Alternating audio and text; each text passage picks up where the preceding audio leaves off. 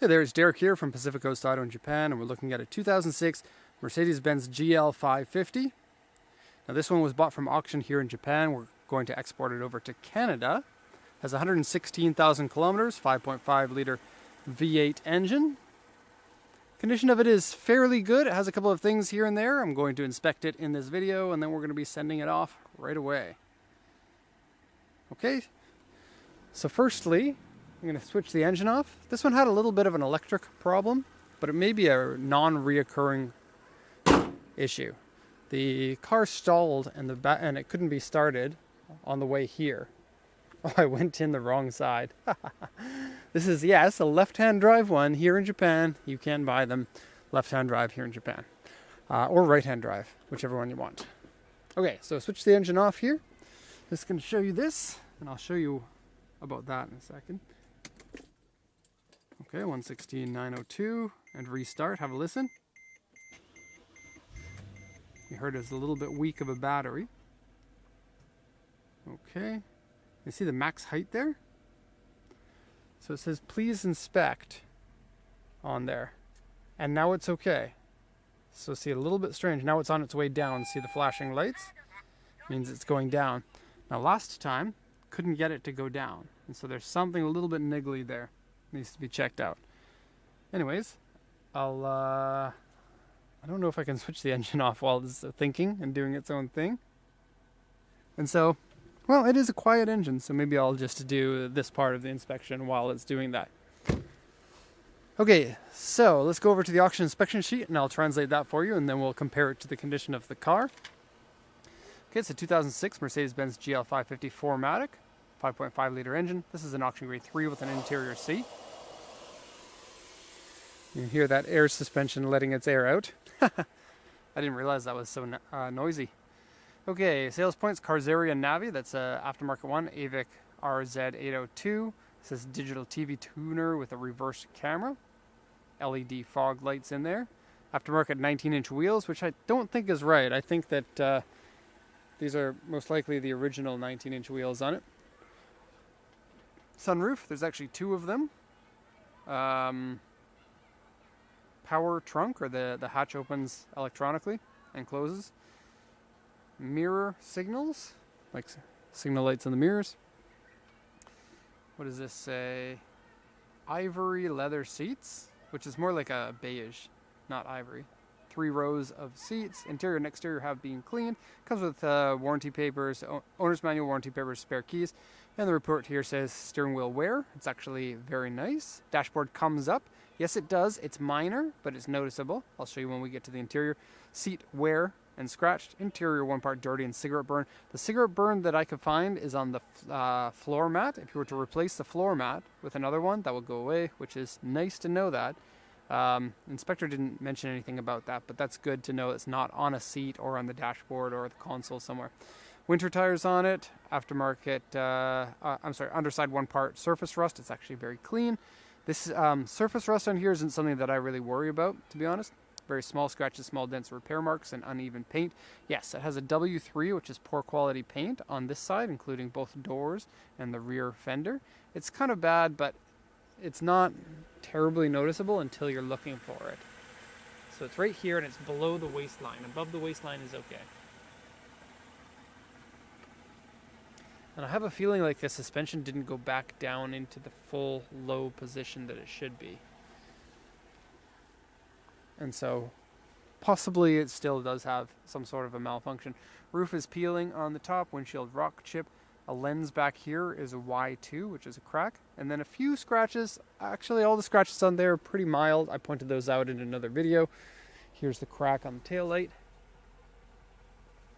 Okay, now I'm going to shut the engine off and see if that suspension is still trying to make its way down. It looks like it didn't go down any. Usually while you're in the vehicle, if you focus on it, you can feel it. And yeah, it's still flashing there. So let's see, we can turn it back up.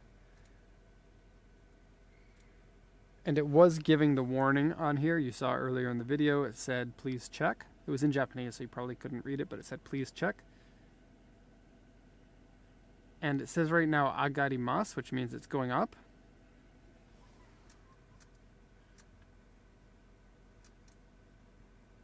and still flashing. So I'll switch the engine off here. Looks like that needs to be addressed. The electrical thing, yeah, I'm not really too sure about it. It's showing 14 volts on a multimeter. 14 should be fine. Each car is a little bit different. Usually you're going to want to see a little bit higher than 14. Now we're getting that suspension going down. And you can actually see it coming down. So that's a good sign, but still something's not completely right with that. Okay, so let's do a once around here. Good to know that the airbags are still holding air. Oftentimes when air suspension breaks, it'll be a leak in the air system, and that can be a lot more expensive than what's potentially an electronic problem. And I find, I'm not sure if this is the case, but I find in Mercedes-Benz vehicles, they're picky about the battery. So once your battery gets old, some of the electronics stop working properly. And sometimes replacing the battery can fix those things. And so if we cross our fingers, replacing the battery on this that we know is having a little bit of an issue, might fix whatever gremlin is in the air suspension. But I did get it to go up and did get it to go down, but it didn't happen exactly like I wanted it to. So don't really know about that. Anyway, back to the condition of the car. I'm in a tree now. Do you want to see? Hi. Hope there's no spiders in there. Okay. It's actually nice in the winter because it's less foliage. This tree has grown a lot since we got the lot here. Okay, so headlights have some fade on the top, you can see. The badge is peeling a little bit of the paint on it. Okay, front fascia is pretty good. There are a few minor scratches. Here. And same thing goes over here. Okay, this side panel is very good until you get to the end, and there are two areas. Let me see. Right here, there's a scratch that's been touched up with touch-up paint, and a bit of a scratch here.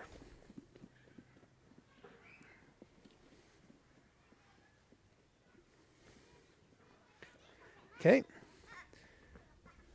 Now I already showed that tail light down here is cracked. It doesn't look like too much damage outside of the tail light. There is a bit of a scratch there. And then the car has a glass roof in the back. Have a look. Glass at the front, metal here, glass here. But this glass is all hazy. I don't think it's supposed to be hazy like that. It has like these micro scratches in it, almost like somebody put a protective coat on here that had deteriorated. You can see if you look around here. Now it's not that big of a deal because you can't really see up that high. See? But from the inside, you get a little sunroof in the back, which is a bit strange.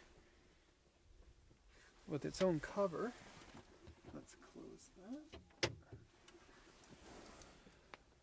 Okay. So there is that. More on the interior in a second. Okay, here. The W3 should be on the back bumper, it says, but I couldn't find any. It just appears to be like here and forward. Okay, good. So, yeah, not the perfect body. Still pretty good. Let's go over to the interior now.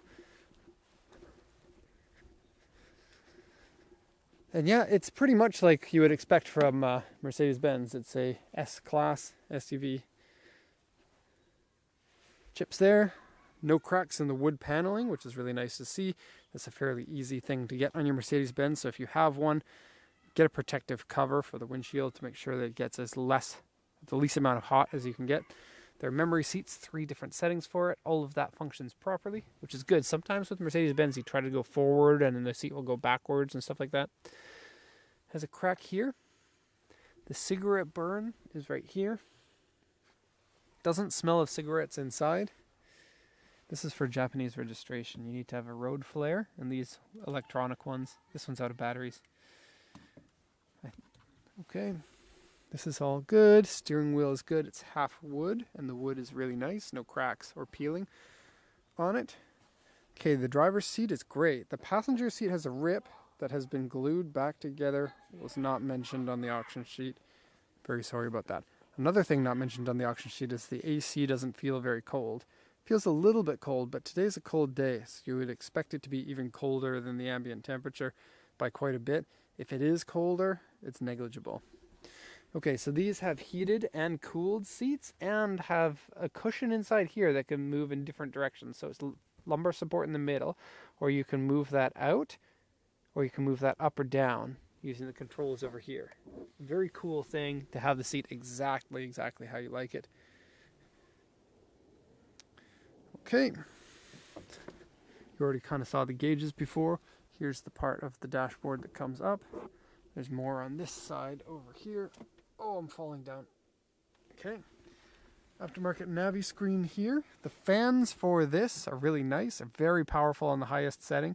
And then you get full fans in the back, including the backs of these seats have fans, so the air goes in, through, and out the back, which is cool. You can get it right on your lap if you want. Plus it has, get some focus there, headliner vents, and there's one on the back of this too over here for the third row. Now the third row for being such a big SUV is somewhat annoying. I'll show you in a sec. Big place here, small place here, something to plug in that comes from like, I don't know, the 1970s or something.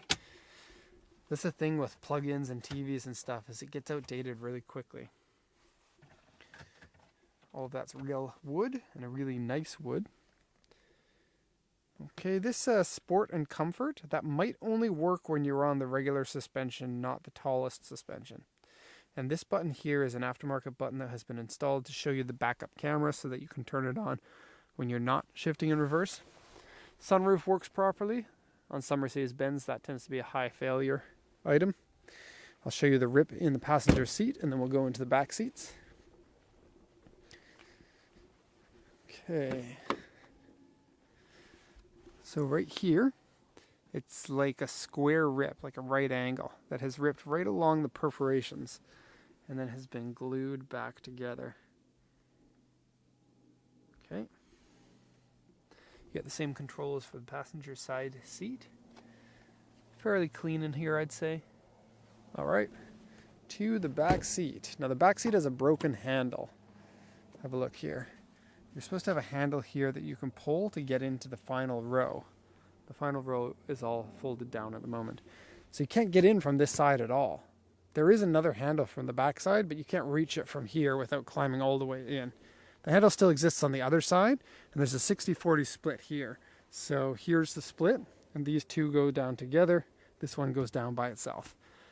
Not a ton of leg room for being such a big vehicle. I'm a bit surprised at that, but these are very comfortable seats in the back, and you can recline this more or less if you want. Right now it's in the full upright position. Vents up there, sunroof up there. Kind of weird that the rear sunroof is in the rear seats, which are smaller and going to be used less often than the main rear seats like these ones. And then here's what I'm talking about with the vents. They go in the knee cutouts, so you get hot knees. And who doesn't like some nice hot knees? That's a nice little design touch, having the light underneath the seats there. And you get your own climate control back here, and ooh, heaters for your seats in the back too. Lucky you guys. And your own ashtray. Look at that. Vent pieces here are busted. This happens when you have kids. It happened to my 5 Series that I had. Kids sit here, they kick this. That's inevitable. It's really sad. So that needs to be replaced. Or you can just kind of put these into position and then glue them like that, and then say to your passengers, don't kick my stuff. That looks all right, doesn't it? Okay, so I have to go around to the other side to get those seats, but before I do that, let's open this up.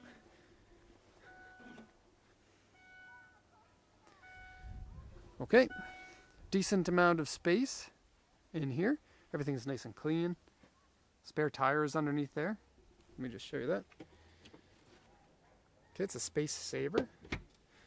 And you have buttons over here to make these seats go up electronically. You also get your own cup holders in the back, one on each side. And your sunroof with your vent that I was talking about. Now you can see it. And first aid kit. Ah, that's really hard to open. No, it's not. 12-volt cigarette lighter adapter. Seats up.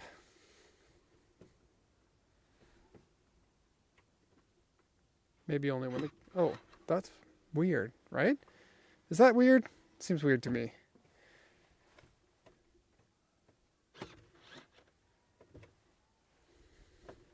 There might be some way that you have to press it twice or something. I don't know. Not a pro at this vehicle. When you have them up, you don't get as much trunk room. It's about what you'd need in everyday life, though. So, like, enough groceries can fit in there. Go in here, pull the handle. Be careful pulling the handle because it might actually be, it'll break like the other one if you're not careful. Oh, and these ones here, these flip up to give you a full flat floor, which, if you're going to be carrying a lot of stuff in here, that can be useful. Okay, so pull this up. Here's one thing I don't like. You want to get into the rear seats here, which are pretty nice for a third row seat. Pretty far off the ground for a third row. You have to climb over that seat. Which, like, if you want Grandma to go in the car with you, it's like, okay, now Grandma has to parkour her way into the back. No floor mats in here, by the way. And then once you're back here, it seems to be all right. Let me just close this up. Yeah, actually not bad at all. More space in the back row than in the front. And you sit up higher. So this is nice. It's just a bit hard to get in. And then pull this red one. And then it's time to pretend to be Spider-Man again. And I could totally see Grandma accidentally falling face first out of the car. Most cars with a third row, it's easier to get in and out of. I'm a little bit surprised at how difficult that is. If you've got kids, no issue. Kids climb on stuff anyway. They'll probably enjoy it. And let's see this. It's a little bit underwhelming. And your own 2 cigarette lighter adapters down there for charging phones and whatnot. Okay. I love vans and SUVs because they're so fun to play around in. Anyway, that's going to be the end of the report here. If you have any questions, please feel free to ask. Thank you so much for watching this, and have a nice day.